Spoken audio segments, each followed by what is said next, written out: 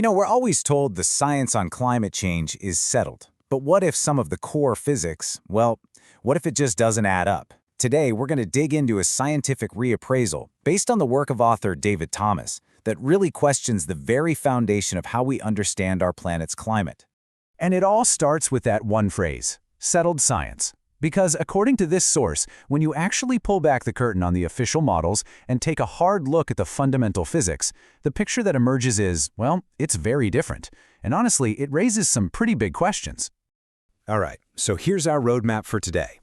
We're going to start by looking at the standard climate model. Then we'll explore a gravity-based alternative. And finally, we'll dive in and analyze the temperature data itself. Let's get right into it. Okay, first up, the standard climate model. This is the official anthropogenic global warming theory, or AGW. It's the idea that human activity is the main thing driving climate change. Now, to see the challenge to this theory, we first have to understand exactly how it says our planet gets heated in the first place. So this right here is the official energy diagram from the IPCC. That's the UN's climate change panel. And it shows the sun heats the ground with about 168 watts per square meter. Okay, makes sense. But look at that arrow labeled back radiation. The model claims the atmosphere sends 324 watts back down. And that's the central paradox we need to wrap our heads around. Yeah, just let that sink in for a second. The standard model is literally saying that the radiation coming from our own cool atmosphere is twice as powerful as direct sunlight. This effect, this back radiation, is presented as the reason our planet is 33 degrees Celsius warmer than it would be otherwise. But, according to the source, this runs into a huge problem, the second law of thermodynamics. It's a basic law of physics that says heat always flows from hot to cold, never the other way around, right? You can't heat your coffee with an ice cube.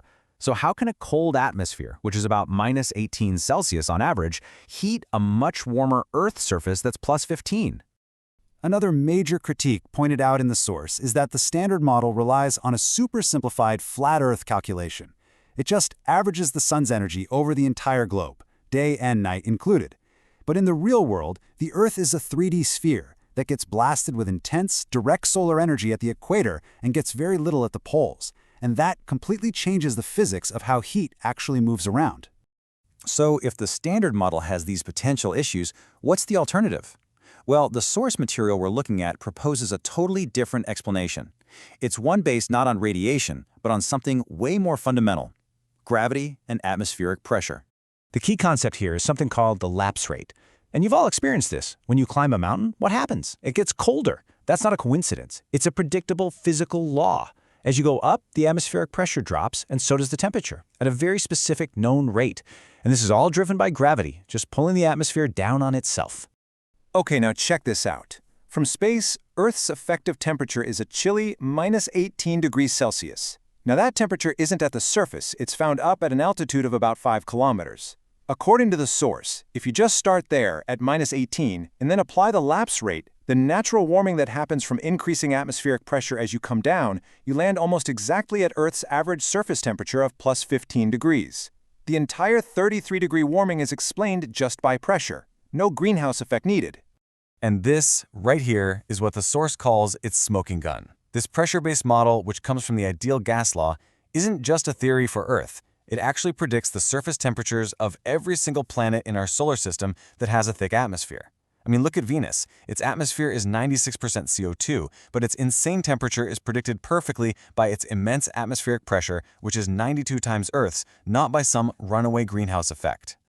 This brings us to water vapor. Now, we're always told it's the most powerful greenhouse gas out there, so more humidity should mean more heat, right? Well, the source material argues that if you look at the real-world data, you find the exact opposite.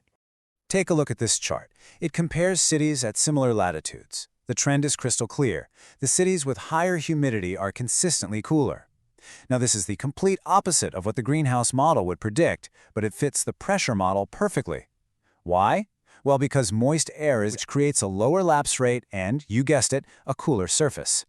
Okay, so we've covered the physics. Now let's switch gears and talk about the second major pillar of this argument, the integrity of the temperature data itself. The claim here is that the warming we all see in the official charts might not be what the thermometers actually recorded in the first place. Here's a really simple way to think about it.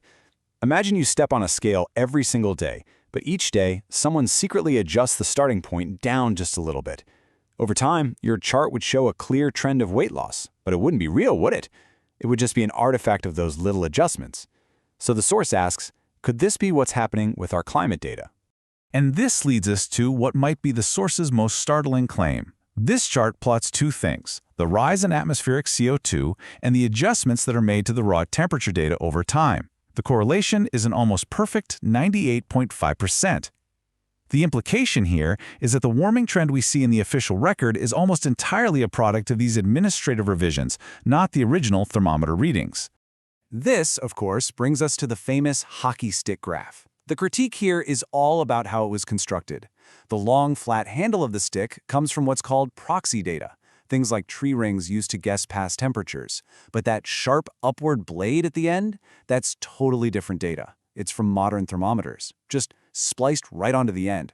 And the argument is simple. You can't just tape two completely different data sets together and call it a single, continuous record. And, it gets even more complicated. The source points to something called the divergence problem. This is where the tree ring data used for the handle didn't show a sharp rise in modern times at all. In fact, it showed a decline. This inconvenient data was apparently cut off, and the thermometer data was grafted on in its place. It's a practice that was famously referred to in leaked emails as to hide the decline. So, to sum up this position, what's really driving climate? The argument is that it's primarily atmospheric pressure and gravity that creates our planet's base temperature. Then, on top of that, you have natural astronomical cycles, like solar activity and orbital variations, which have driven climate for eons. And finally, a significant part of the recent warming trend may just be an artifact of data adjustments. So let's do a quick recap of the core challenges presented here. First, a potential conflict with the fundamental laws of thermodynamics. Second, a pressure-based model that explains Earth's temperature without needing a greenhouse effect. Third, that same model works on other planets. And finally, huge questions about the integrity of the official temperature data we rely on. So why does any of this matter? Well, let's just remember that back in the 1970s, the scientific consensus was warning of a coming ice age. The proposed solution? To spread dark ash over the poles to warm the planet. Today, the consensus warns of catastrophic warming, and a proposed solution is to shoot reflective particles into space to cool it. The diagnosis and the prescription have completely flipped in just 50 years. And this all brings us to one final thought. Real science is never settled. It's supposed to thrive on questions, on challenges, on tough, rigorous debate. The material we've explored today asks a simple question. Are we engaging in that open process of discovery, or has the debate been closed a little too soon? In other words, is it science or has it become dogma?